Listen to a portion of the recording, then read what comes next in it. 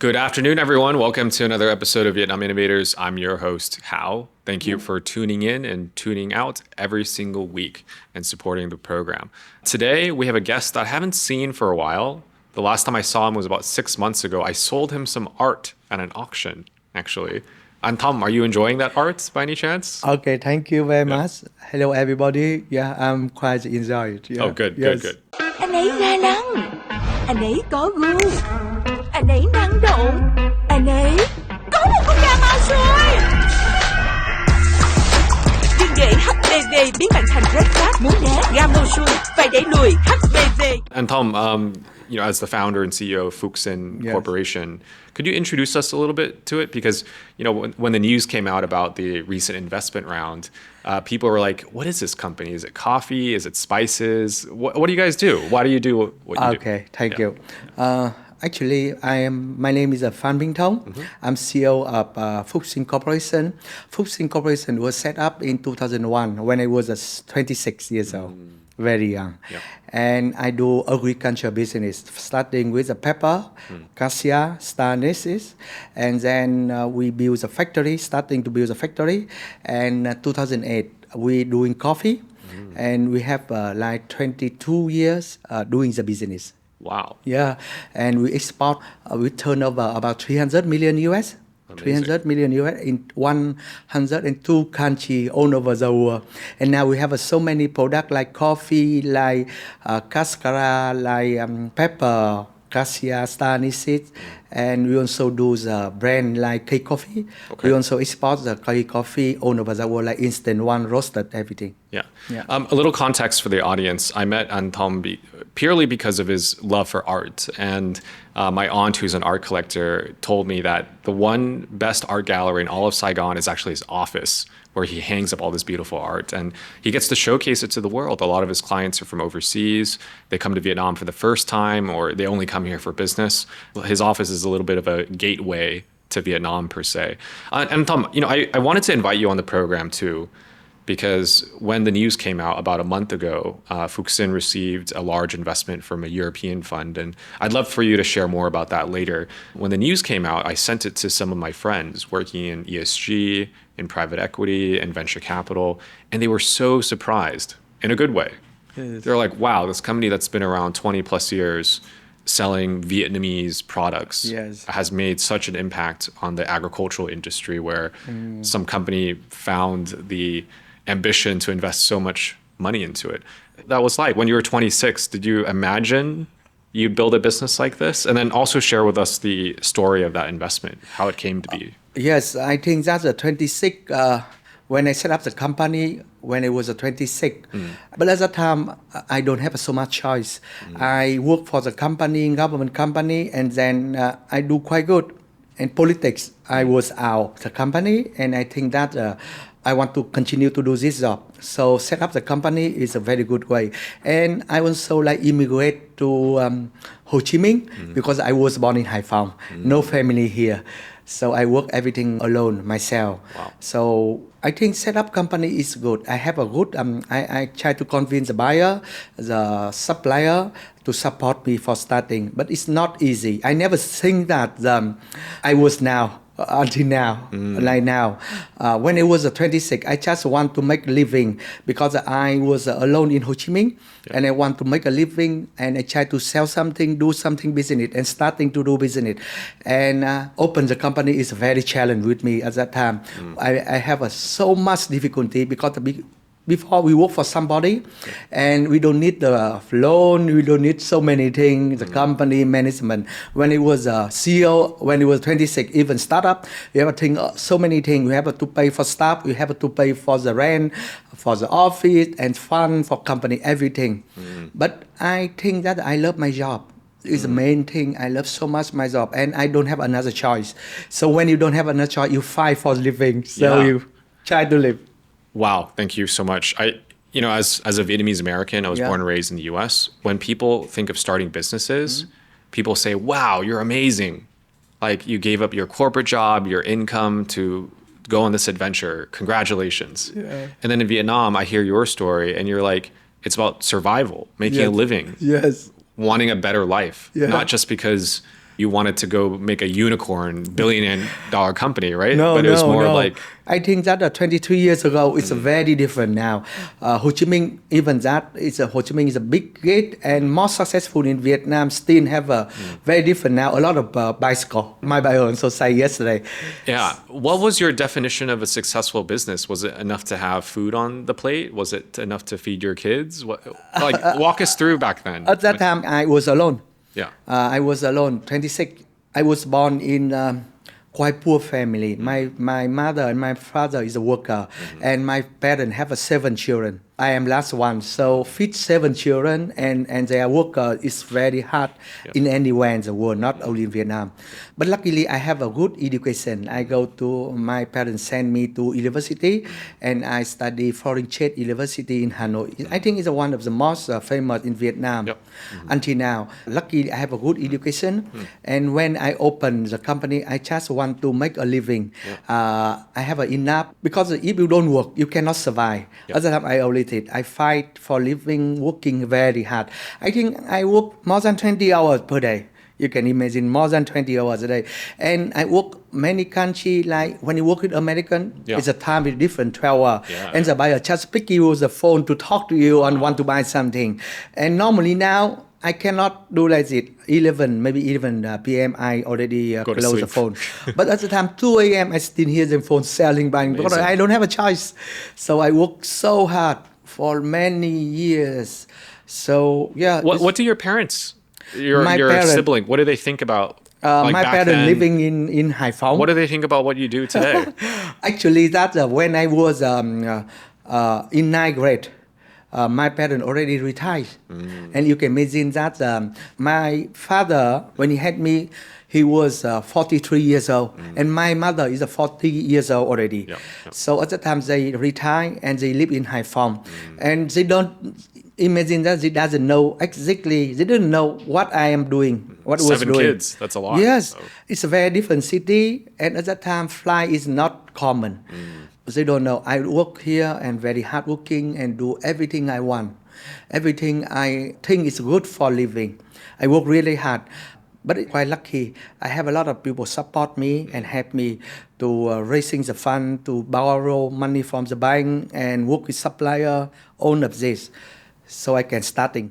Hãy tự bảo vệ bản thân ngay hôm nay bằng cách dự phòng HPV và tầm soát định kỳ. What was your big break? Like, what allowed you to get to the next level beyond just having food on the plate and making a living? What was that big break? 26 set up and 27 I bankrupt. 27 bankrupt. I got bankrupt. You know that I go to commodity business, and commodity is upside down so much until now. They can go 100% and go down 50% in few days, in 1 week. And at 27, I got bankrupt, and I don't have anything. You say that I'm losing money, anything. But you know, when you have somebody help you, somebody you depend, you can think about. But I am alone. My parents need my money to send home. Yeah. So who I can help me? Nobody. I can only help myself. So I still remember that when I go home, I have a small apartment and very tired. So I sleep on the floor, very tired. And bank call me and then they cut down the line because they found that I not good and cut down the line.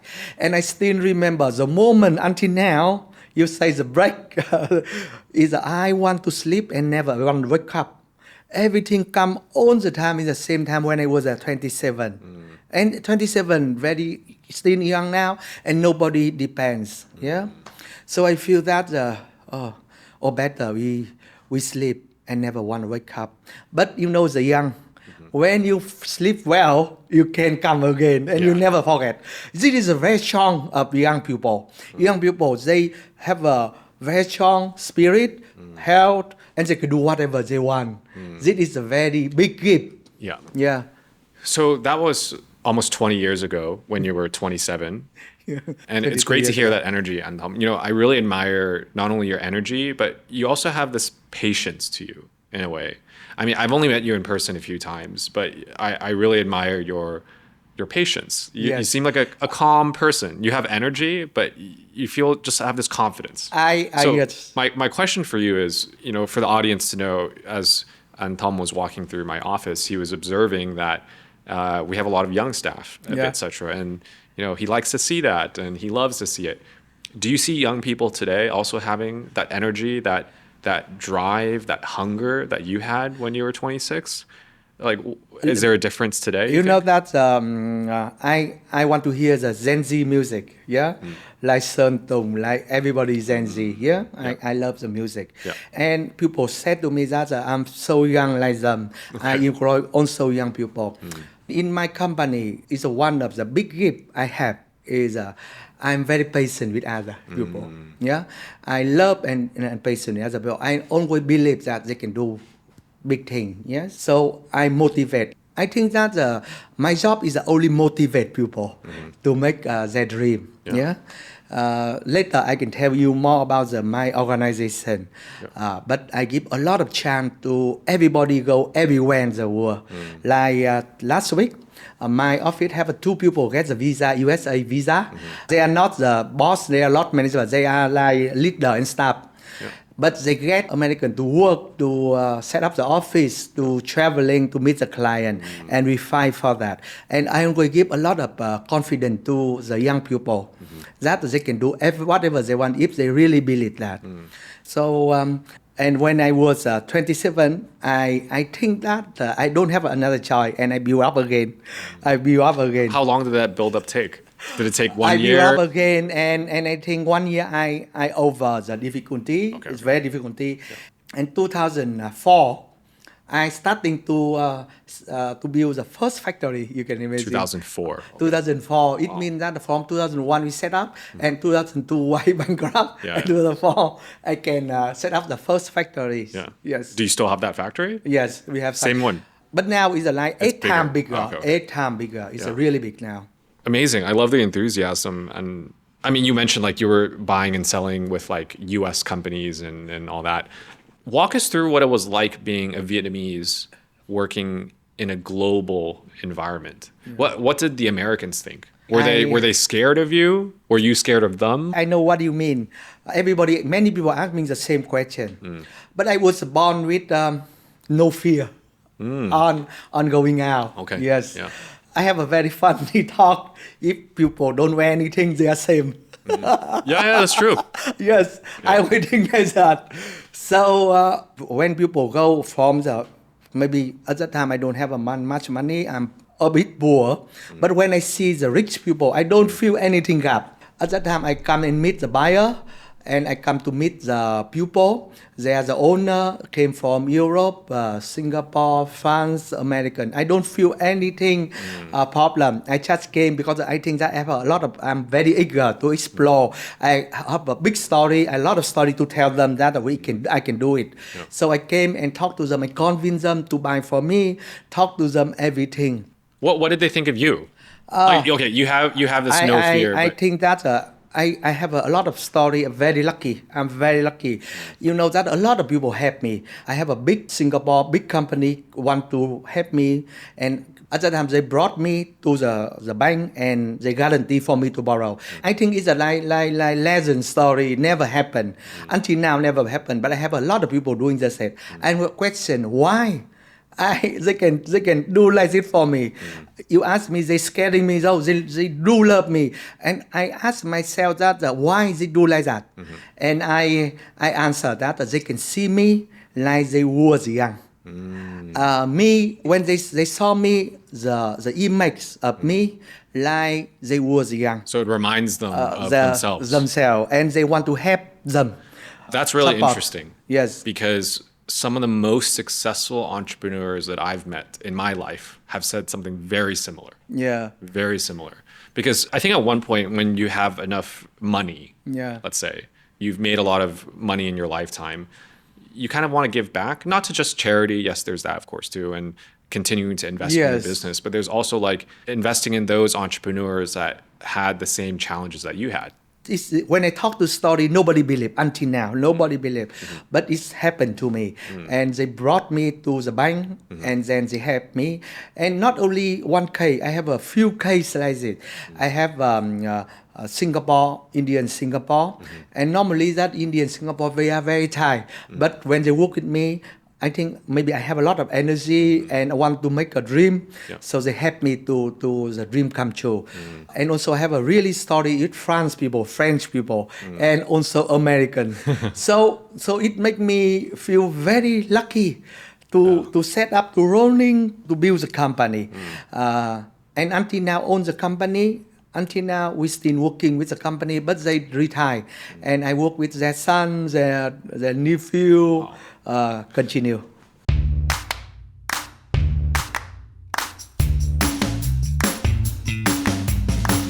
Walk us through, who are these buyers? Are they like retailers? Are they distributors? Are they brands?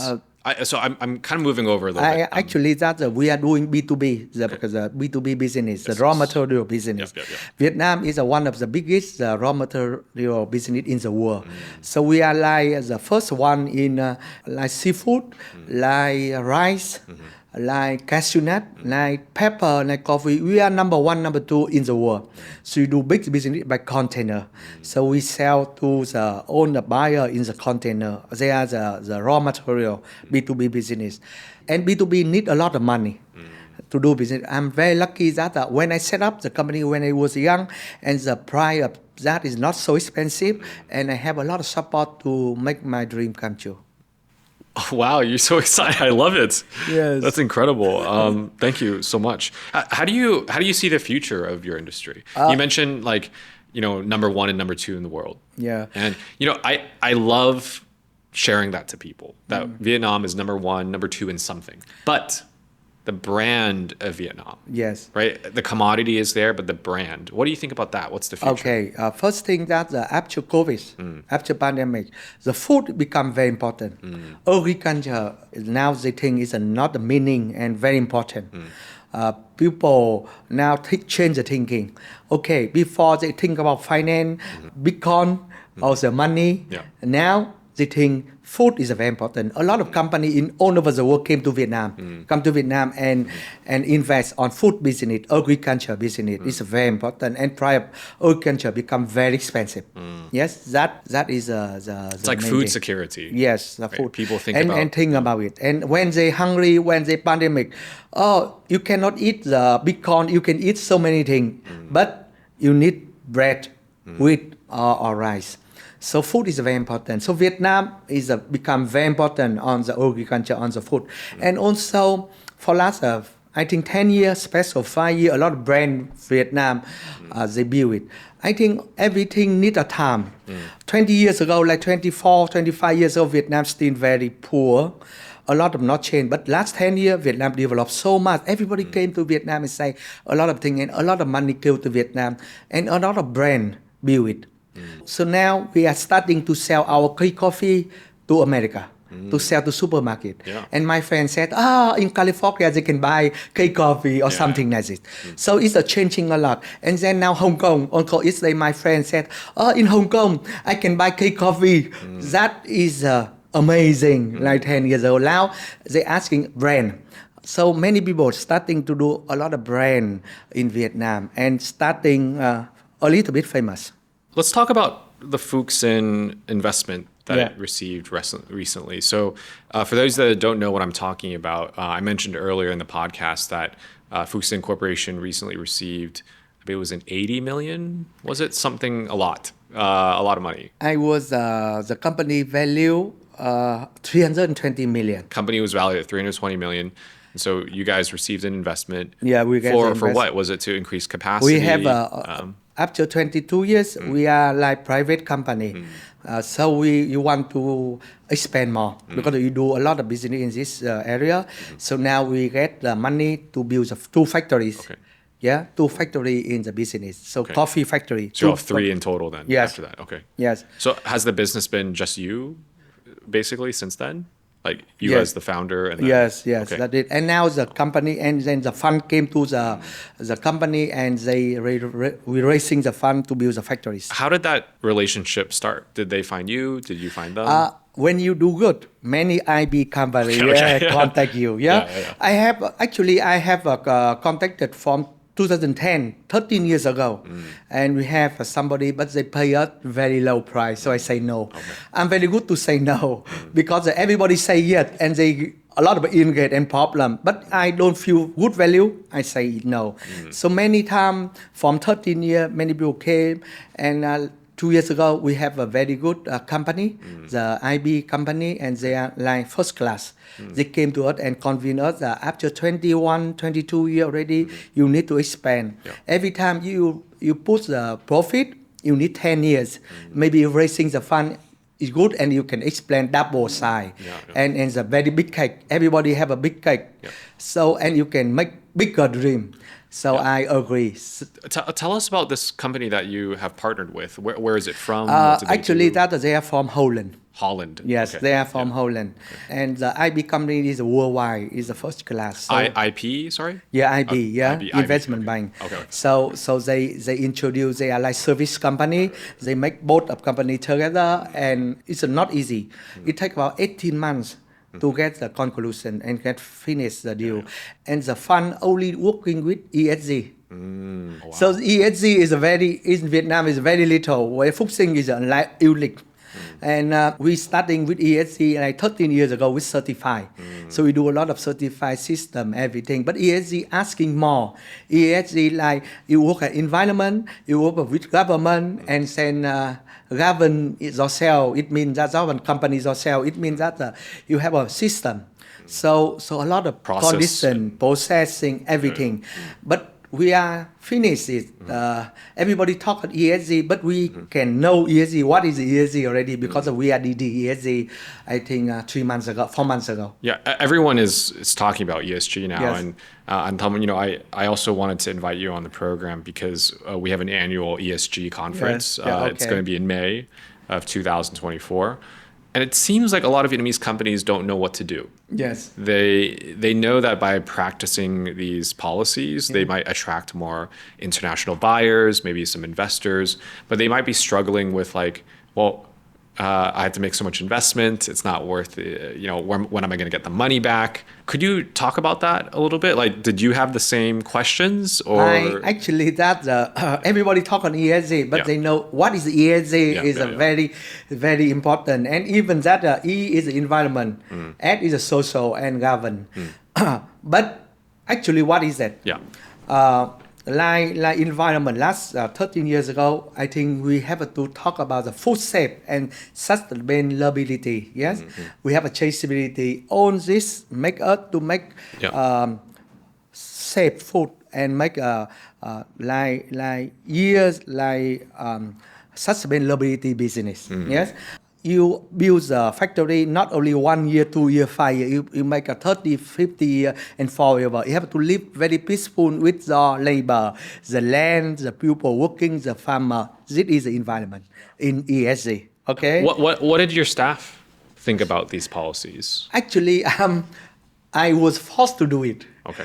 In 2010, like 14 years ago, I sell to big company in Holland. And they start talking about like this, Unilever, and you're like, and they talk okay. about it, and they want the supplier doing it. Otherwise, I will be kicked out. I would be kicked out. Wow. So I have no choice to do it. Yeah. Yes, that is starting with ESG. Okay, so you're forced into it, and then you learned on the go. You learn, and I feel it's a faster. good thing. Okay, I feel that it's a very responsibility the person and become the company have to be have a responsibility with the area they are set up, with the farmer, with the people over there. Yeah. You have to do it. You just don't take the only profit. I think that's like one of the next steps in Vietnam's development, where it treats its own brand better. Yes. Like Vietnam has such a large population. There's a lot of agricultural land, but people are abusing it, perhaps, like taking it for granted because there's so much and it's always there. But then after a while, it's starting to run out, right? Or become less quality because it's been used and used and used. So it's great to hear that. That's why Phuc Sinh is very different and K-Coffee is very different, because we already do sustainability business long time, CCB long time. And it makes us to get very easy client in the world. We get the paid better price, premium, what we get certified.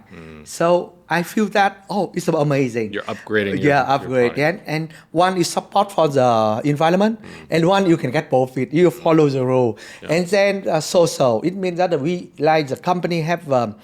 Something with the government, have to work peaceful with area, follow the rule, law, have to pay the tax. All is the ESG. Before they only sustainability business. Now ESG, you have to pay the tax, you have to follow the rule in the native government, in the local government. This is the ESG. And then you have a govern. It means that you have a cheat your staff well system. You build system like AI. You change to software. So this is also Z. Z is for that. The governance. So all the thing we have come up in the same time. So we was DD by the company. They have a ESG the system. So 90% we over. So it's good. But ESG is a nice destination, like the on the way go to, not the It doesn't finish right away. No, not the way. It's on the way you are making better yourself. I'm sure you have a lot of friends in agriculture as well, and like people that you have built your business with. They have their own factories too. Maybe they're building their own brands.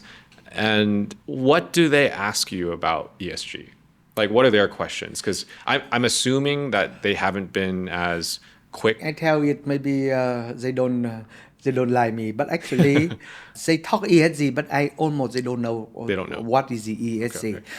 And then they don't want to hear from agriculture to talk about it, because maybe finance, maybe the jewelry or many company like it. But if anybody asking me, I will tell, but I have a newspaper asking me to public to talk about, and I was like people, they want me to present to talk about the ESG for their group, for their client. I also have an invitation like that. Okay. So it's good. It's good that we can you can teach them, you can educate, you can communicate own information with other. It also is the ESG way. Yeah, I'm guessing since some of those articles came out about the investment, you've received even more interest. Yes. What kind of interest are you seeing as a result? I think that is like amazing. When we publish the news, we have our own newspaper and have everybody calling, everybody sends a text, everybody say that,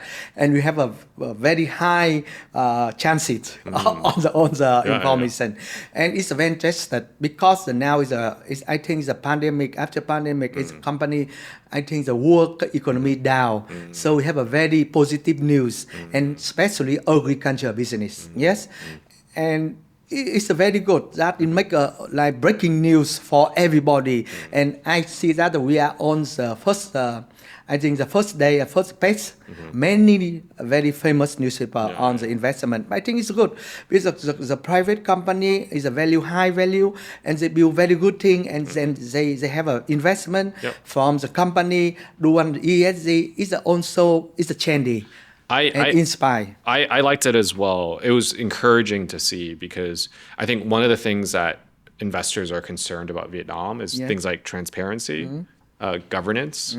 So most of these people and funds also don't have employees here. So it's hard for them to do due diligence or to trust the partner that they want to invest in. And so when the news came out, I was like, yeah, that's awesome. Like step by step, we can build more and more trust into the markets in Vietnam and have confidence in the next generation of entrepreneurs here who are doing cool stuff. So, and also it's a good thing that we are 17 years doing the big audit, the big four. It's a private company, but 17 years we audit by Big Four company. I think it's very unique. And also we have an ERP from 2007, only is our system.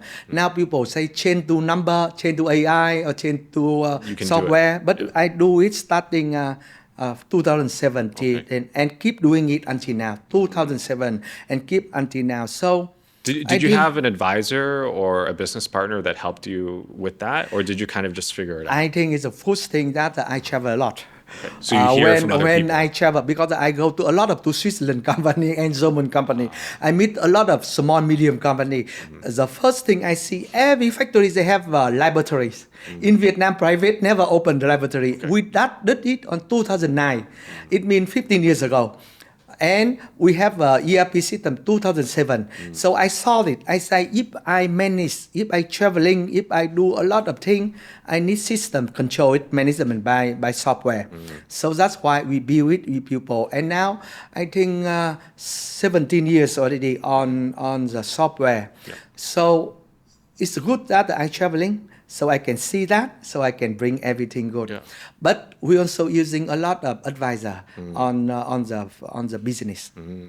Okay, very good. It's great to hear that you're going out there learning from people, you're engaging with professionals, advisors. And what I find in Vietnam is a lot of people like to keep it to themselves. Yes. Because they're afraid of like sharing too many secrets or something like that, or competition, leak out information or something like that. So my question, Antom, is what does the next generation of Vietnamese businesses like yours have to do to keep up with the world? I think that we also do like our Phuc Sinh is a private but public management. Right. Okay. Yeah, we don't have so much reality, own the public people. Yeah. And like Vietnam, I think it's very good chance for young people because now Vietnam is a very good destination for investment. You see so many investment from all over the coming. Vietnam have a huge agriculture business. Like Holland, I never think that Holland is a second largest potato export. It's a small country. So Vietnam, I think, is a good chance to become a world destination, was main producing like agriculture business. And young people, I think that they should bring more value added on that, like old people already done, because we see. I think that we try to make Vietnam is a center. It means that a lot of factory value added. You have to, I think, invest a lot of value added business and must be very creative to keep it. But actually that nowadays, night coffee in Vietnam, very famous nowadays in the world. Before 10 years ago, they said Vietnam coffee is a very not good, everything is quality. But after 10 years, I think the Robusta Vietnam is, I think, perfect, excellent. Like many very good brands, they using Vietnam Robusta 70%. And now very expensive. They still using it. It means that the quality is very different already. Year by year, Vietnam changing a lot. Like durian, also Vietnam good coffee, pepper. The price of quality also very much different. It means that we also already invest a lot of producing factory value added. Yes.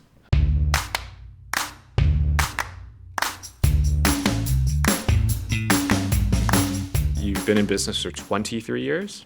What does the next 23 look like? You know that we have a planning for next 5 years.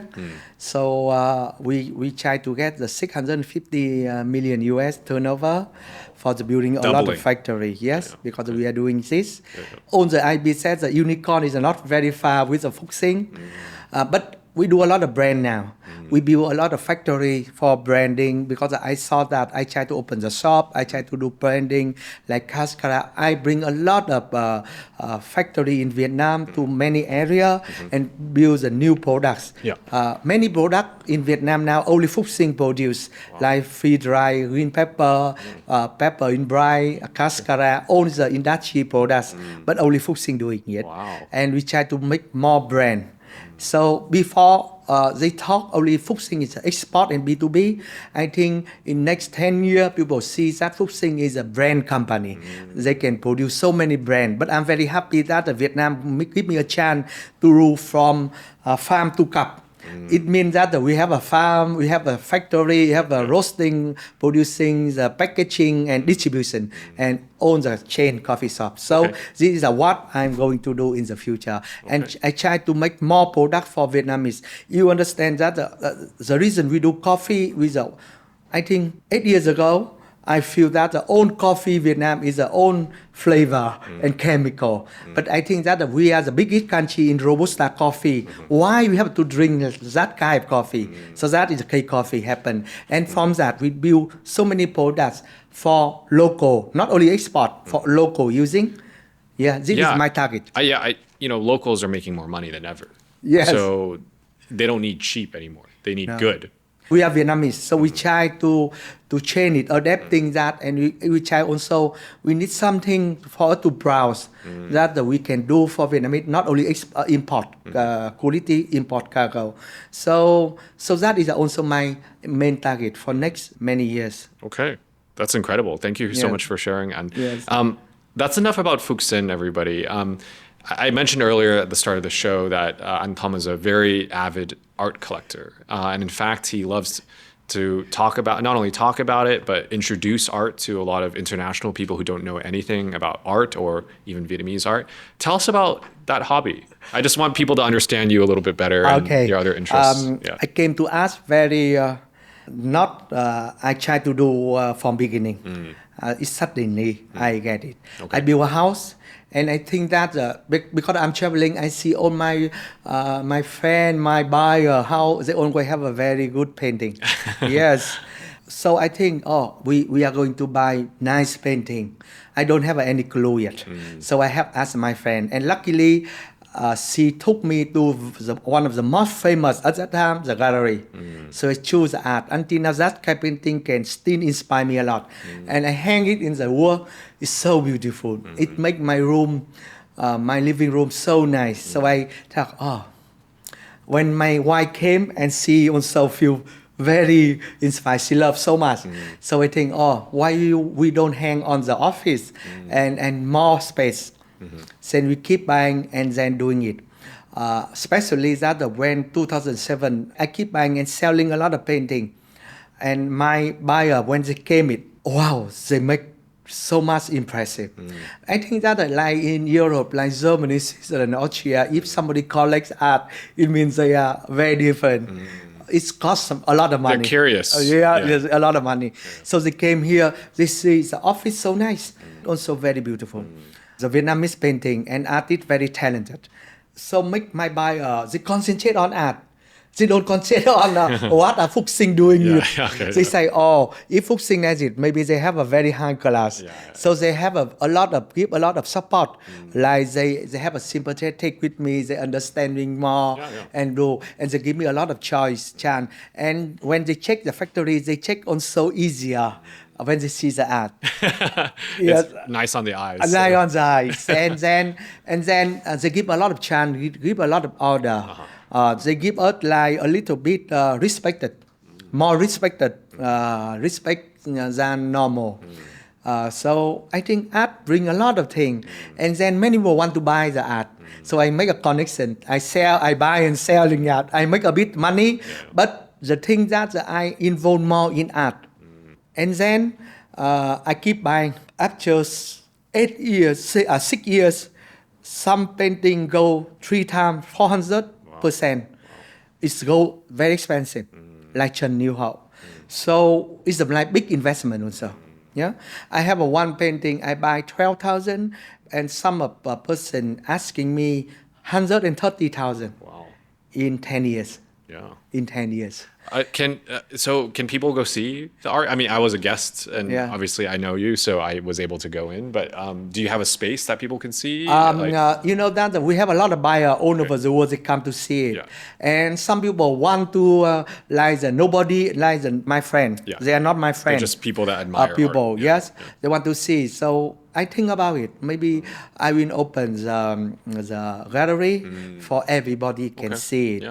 And I have a friend like Madame Phuc. She also said that, Thông, if you can bring the children, you bring the pupil, go to saw collection, it's a very good appeal because they can feel how beautiful it is.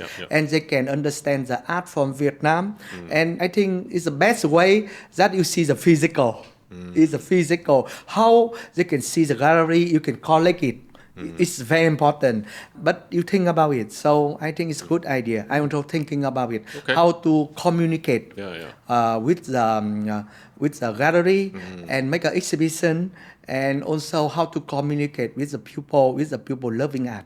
Well, we definitely have something to talk about later then. Yes. And, since I came to your office, I've started collecting myself just for fun, and mostly artists from Hue, because my family is from Hue, like Madame Phuong, for instance. And not only does it look nice, but there's a story to tell. Yes. When you have guests over, that kind of thing. It's a great way to introduce Vietnam. I have one last question for you, Tom, and I always ask this to my guests on my show. You're an expert in agriculture. You know how to do manufacturing. You know much more about art than most people. What do you not know about? And what are you curious about? So I ask you this because the next guest I will invite on this show will answer your question. So you mean that I curious? Yeah, but you don't know enough about it. You want to curious? Yeah. What? Actually, that I have so many things I want to do, but I don't have a time. Yeah, like movie. Movies. Okay. Yes, I loving movies so much. Yeah. So I have a few people want me to invest in movie. Yes. Yeah. And if I go to the cinema, I try to watch 2 or 3 movies in the same time. Wow. Yes. Okay. And I remember that few movie I go to the cinema to watch 4 times because I really love movie. Are you watching international movies, Vietnamese movies? Both. Yeah. Oh, okay. Well, while we're on that topic, Vietnamese industry, cinema and movies, what are your thoughts on it? Is it going anywhere? Do you see opportunity there? I think a lot of when I work international, I think a lot of opportunities. When I was trading, I will ask myself, why Holland do it? Vietnamese, Holland do it, Hong Kong do it. Why I cannot do it? Yeah. So I do everything. I buy from Philippines, I buy from Indonesia, I sell to Hamburg. I buy from Africa to sell American. I do everything like this. Example like this. So I don't put me like second class. I always do everything freedom. Always freedom. There's always unlimited possibility. Yes. Okay. I think I can do in business. Until now, everybody, when I talk like this, people don't believe. I already buy cloth, from Madagascar and sell to Arab Saudi. But I buy from Belgium guy. They take from Madagascar and I sell to Hong Kong guy, and Hong Kong I sell to Arab Saudi. Yes, so that's the document travel like it. Yeah. But the Madagascar ship direct to Arab Saudi. Okay. So you mean that normally I already very open mind when I was very young, 2017, and I see the cinema also.